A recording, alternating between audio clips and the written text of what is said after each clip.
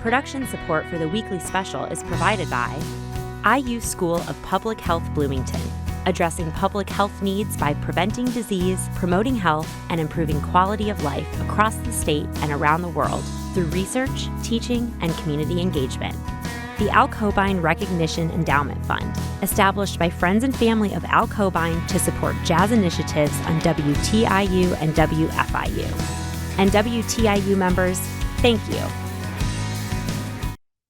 It's Halloween across the Heartland, but for some Hoosiers, spooky sites are a year-long venture. Meet a cemetery restoration specialist restoring Indiana's pioneer headstones for generations to come. Travel to Pumpkinville in Louisville, Kentucky, where over 5,000 pumpkins transform trails into living art. Listen to haunting Hoosier myths of monsters, ghouls, and beasts across the state. And welcome the mysterious men of Sky So Dark as they perform in the studio. Get ready to be mystified from myths to music. It's all coming up right here on the Weekly Special.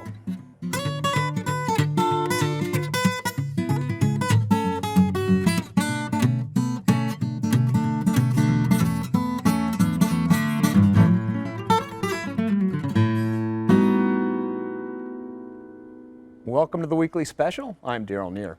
This is always one of my favorite times of year with a chill in the air and spooky sights across the state, from ghost haunts to graveyards. But one Hoosier artist is making sure those haunting cemeteries aren't just for Halloween. The Graveyard Groomer is preserving Indiana's pioneer heritage for generations to come.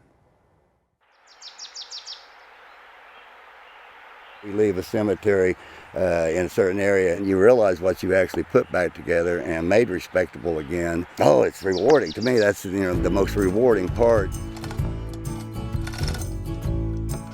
Today is kind of a homecoming for Nancy J. Platt of Switzerland County, Indiana.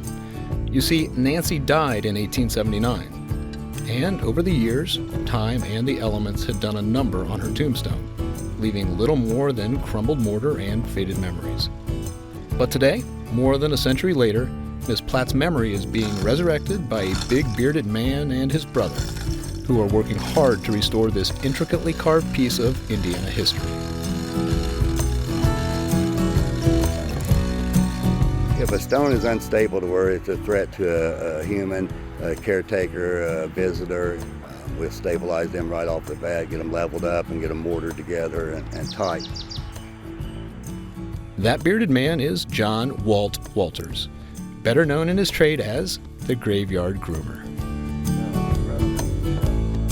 I've done several other jobs throughout my life. I was always unsatisfied with it, but I was a floor cover for many, many years, a roofer, bridge work on the roads. I did a little bit of all these different trades, and actually to this day I feel like all of those was just giving me a little experience of this, that, and the other that makes me good at what I am now. Back in 1996, Walt was working for the county highway department near his home in Connorsville. One of his responsibilities was mowing the grass at the area's pioneer cemeteries. As he started to work, he noticed the often intricate carvings on the headstones, as well as the wear and tear brought about by years of neglect. The sight of broken and cracked headstones began to trouble Walt and motivate him to do something about it. It was the artwork that really grabbed my attention of being able to save that, and then realizing what more I was saving by the history of the region and on and on and on. Walt taught himself the basics of stonemasonry, carpentry, pouring foundations, and intricate sculpting and design. He even sent himself to the Association of Gravestone Studies in Washington, D.C. to learn still more. With the county's permission, he started restoring the stones in Fayette County with remarkable success. By 2000, he left his job with the highway department to start his own company, the Graveyard Groomer. Word of his success soon spread. Within a couple years, folks in 45 other Indiana counties and 7 other states around the Midwest clamored for his services. The critical lean would be, say, 10 o'clock and 2 o'clock on the clock. If you got a stone leaning at 2 o'clock angle, you better get it before it hits 3 or, it's going down. And so those become your big issue. And if the stone's got a serious lean that when it falls, it could break the neighbor's stone, now you've got two problems.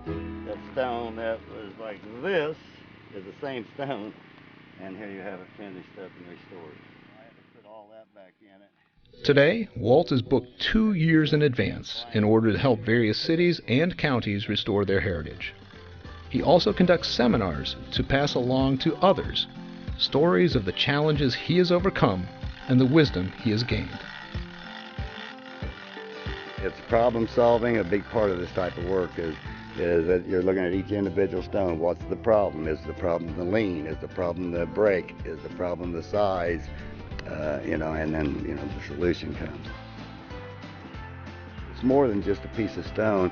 You think about when the first laying there and how many of the families would come and say prayers, shed tears, gather there, and you can almost get a sense of these families coming in, doing their grieving and mourning. Finally, the families go and they're gone, and then that's when the stone usually gets neglected and then been forgotten about. For me to be the guy to come back around and for whatever reason reset it and make it back in that respectable condition, it's realizing that that's more than just a chunk of marble. It's more than a chunk of limestone.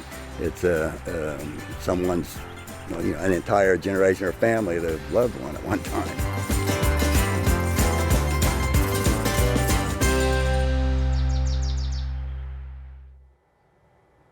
See more examples of Walt's incredible work at his website, graveyardgroomer.com. Well, Walt is committed to making sure his work lasts for centuries to come. But at Louisville's Pumpkinville, the Living Art Gallery is lucky to last for a few days. Welcome to Pumpkinville.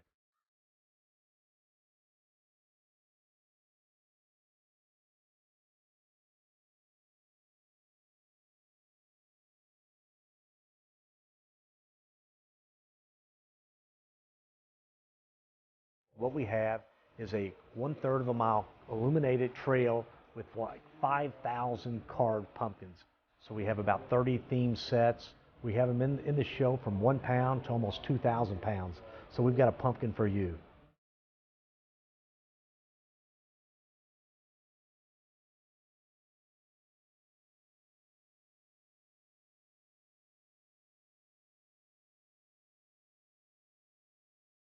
On any given night, we're plus or minus right at 5,000.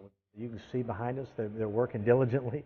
They'll be working 24/7 to make sure tomorrow will be a completely different show, because these pumpkins only last on average of 5 days. So each pumpkin will be removed 3 to 5 times during the course of the show. Just as an ice sculpture melts, these pumpkins can melt too. And that's okay, because there's plenty of memories, a lot of photographs are taken of them, and it gives another artist an opportunity to put another one right in its place. So it's not like the Mona Lisa that just keeps there, keeps there, keeps there. It is really like being in an art gallery, but you happen to be taking an educational stroll through the park.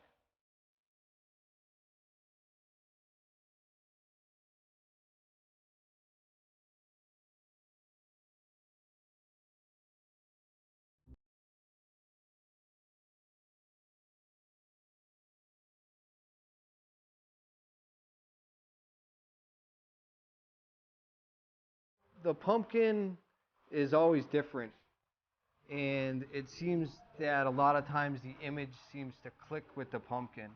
The pumpkin's going to be the image it wants to be, and the image is going to go on the pumpkin that it wants to be on. It's kind of unique that way. And then, as the pumpkin ages, it puckers and leathers and shrinks, and there's a lot of different little subtleties that start to happen, and the image really takes an effect of being grown on the pumpkin. Like it was actually grown like that. That's the only really way I can describe it after a pumpkin's been on the trail for 3 or 4 days.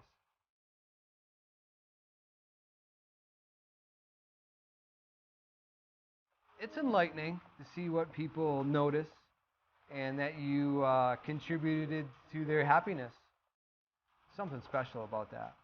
Just that. You know, the best part of it is when you have a dad or a grandpa who you can see really doesn't want to be here. He's being drug out to the show, and to see some of the faces of some of the people, like, oh my gosh, I can't believe that. Or you walk the trail and you listen to people, I thought I could carve a pumpkin. And it really does turn that frown upside down. I think part of it is being in the park, part of it is being with nature. I think sometimes people then start to remember something that made them feel good. And I think it just brings kind of a warmth to them, and they really feel good about it. This really is giving back to the community, because it's not that we're pocketing this money, it's not it's going over here. It really is going to the improvement of our park system, and it's all from this. And that makes me feel good when we can give back to the community like that, and it's not costing the taxpayers anything. You know, this show is literally changing the world one pumpkin at a time. The Jack-o'-lantern Spectacular is going on throughout the month. Don't miss your opportunity to see this living art gallery. Find out more information at jackolanternlouisville.com. The Pumpkinville artists draw inspiration from legendary haunts like Freddy Krueger and Dracula, but Indiana has many of its own mythical monsters stalking the state. First reported as early as 1898 by farmer Oscar Folk, nearly a half-century later, the residents of Churubusco, a small Indiana town located 15 miles north of Fort Wayne, had largely forgotten about the Beast of Busco, rumored to lurk beneath the surface of the town's popular swimming hole, Folk Lake. The beast was said to be a 500-pound turtle, with a shell as big as the top of a car, the neck the size of a stovepipe, and the head the size of a child. It was in July of 1948, as the hot summer sun beat down on the lake's edge, that two Churubusco citizens out on a fishing expedition on Folk Lake reported a terrifying encounter that would change the town's history forever.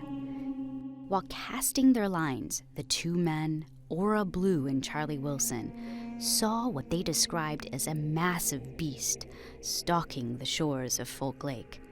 When the two were done fishing, they reported the sighting to property resident Gail Harris. Local turtle expert Rusty Reed quickly dismissed the tale as a hoax. The story would have ended there, but then the Beast of Busco returned.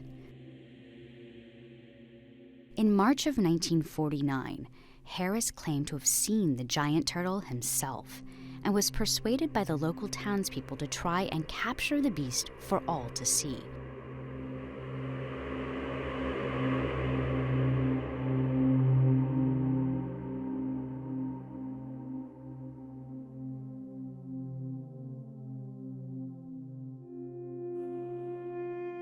Traps of stakes and chicken wire were set along the shore, and deep-sea divers arrived to search the murky waters, but the creature remained elusive. The story of the Beast of Busco spread across the country, with hundreds of curious onlookers flooding to Folk Lake for a chance to see the monster themselves, and on October 13th, over 200 visitors claimed to have seen the gigantic turtle surface on the shore. But the beast would not be captured, nor would the legend leave the hearts of the people of Churubusco. Every year, the town holds the Turtle Days Festival, celebrating their beloved Beast of Busco, and perhaps just underneath the surface of Folk Lake, the turtle celebrates too.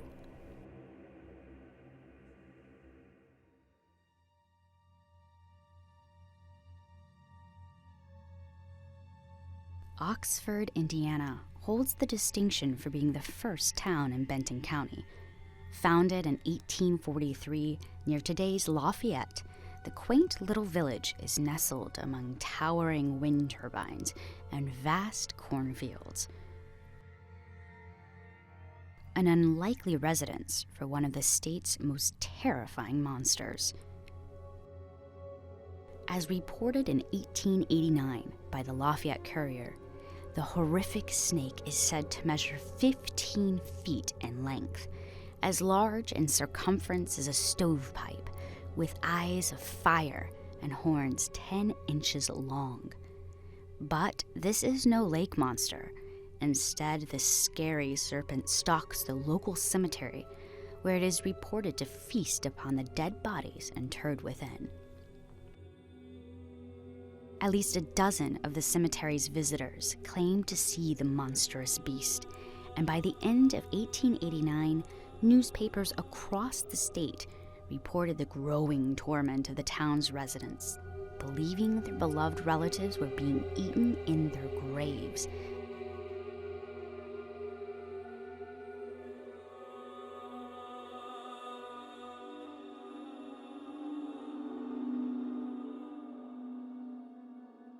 Saying, none have seen it, but at the first glimpse their hair seemed to raise on their very heads, and their hearts to almost stop beating at the sight of the terrible creature.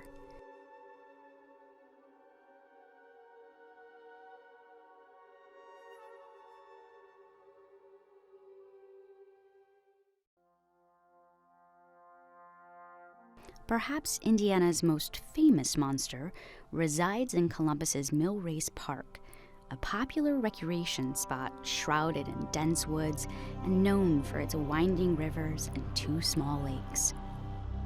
But in the autumn of 1974, Columbus's picturesque park became notorious for something else: a violent green monster.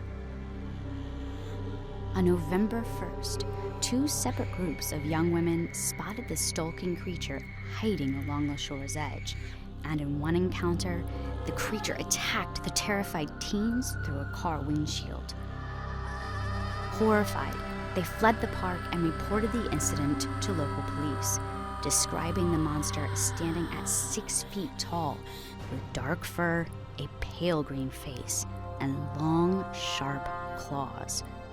Several days later, the creature was spotted again, this time by 2 young men who gave the same description: a tall, hairy beast with a light green face. And police officer Kenneth St. John was soon appointed monster control officer. Mobs began to flood the park, armed with knives and guns, determined to capture the beast once and for all. And today, Mill Race Park remains a popular recreation spot for city residents. Was it a hoax? A Halloween prank gone wrong? We may never know. But for a time, a monstrous creature was said to call Columbus home. You can hear more fantastic Indiana ghost and ghoul stories this weekend. Find event information at btownstorytellers.blogspot.com. Our next musical guests are gaining a reputation across the world for their strong hooks and haunting lyrics. Meet Sky So Dark.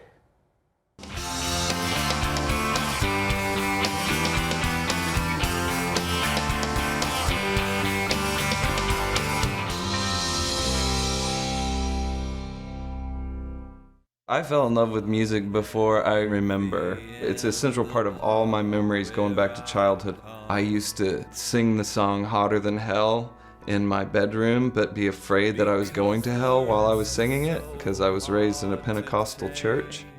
I had to have this moment where I faced the fact that I was willing to go to hell in order to be able to have that music. It was life or death to me, and I don't think that that's ever left me the way that that makes me feel. When I'm performing, I would like for the audience to feel part of it.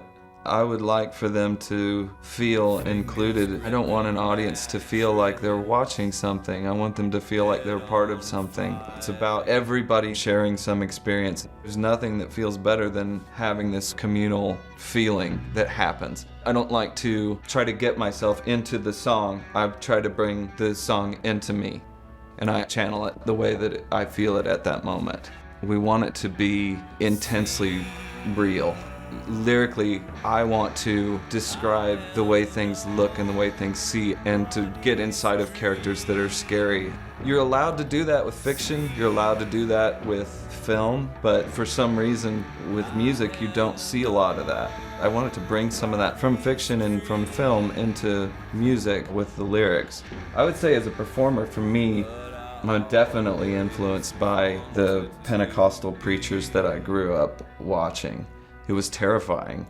You know, as a kid growing up in that environment and seeing these grown men screaming at the top of their lungs in these animated sort of ways and crying and hands to the air. And there were times where like they're casting out the devil. It's not my belief system, but the intensity with which it was delivered really speaks to me. That's why a lot of people look at me and my appearance and the songs that I choose to cover and the songs that I choose to do and think that there's something ironic about it, but there isn't. For me, there's no irony in the way that music affects me. My relationship with music is a religion. It is what I consider to be divine. I don't understand it. I have no understanding of how something goes into your ears and into your heart the way that music does. So my relationship with music is very similar to my relationship with my own skin. If you took music away from me, my bones would just collapse and my muscles would fall off and there would be nothing left.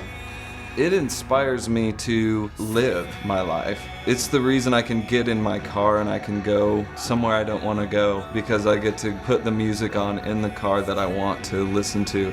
For those moments, I'm inside those songs. I live inside those songs. Life in general is hard, but music is a way to completely leave your body and leave all of that behind and go inside of those songs. It takes me away from everything. It's my drug, I guess. You know, it's the way that I escape, and I spend a lot of time escaping.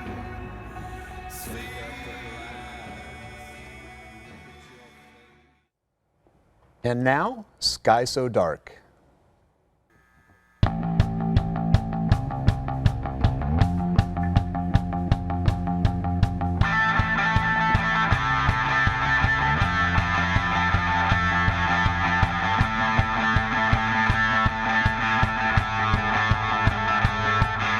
Come on, kitty, put your headphones on. Come on, kitty, put your headphones on. The sky is so dark. Come on, kitty, put your headphones on. Come on, kitty, put your headphones on. The sky is so dark. There's a rumble in the city. There's a car outside. It's gonna try to get you in. It's gonna take you for a ride.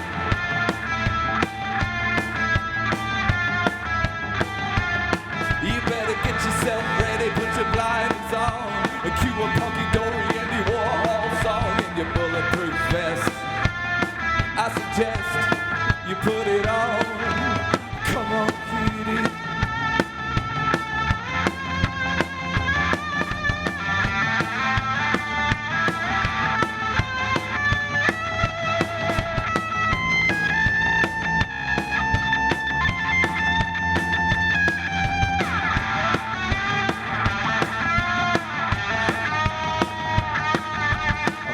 Guy named Ding Dong, and he tells me the whole earth is going up in flames.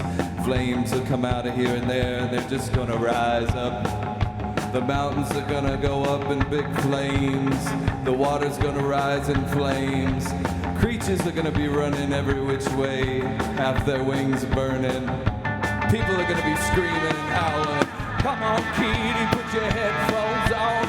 Come on, kitty, put your headphones on. The sky is so dark.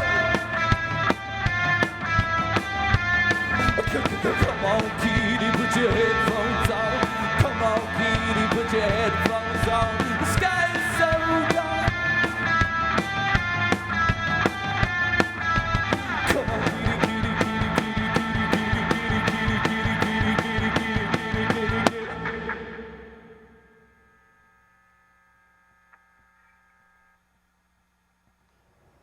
To get the latest information about their upcoming album and performances, visit skysodark.com. Well, that's all the time we have for tonight. Thank you so much for joining us on this spooky weekly special. Have a safe and fun Halloween. Good night.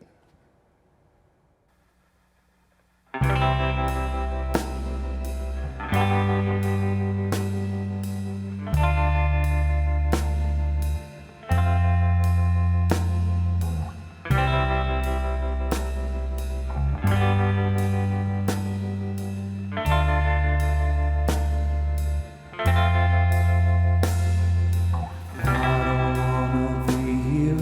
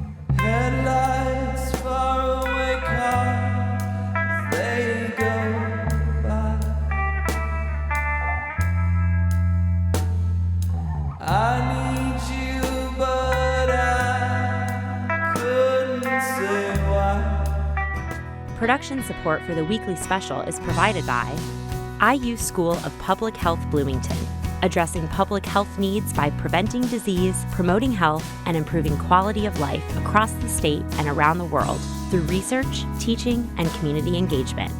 The Al Cobine Recognition Endowment Fund, established by friends and family of Al Cobine to support jazz initiatives on WTIU and WFIU. And WTIU members, thank you.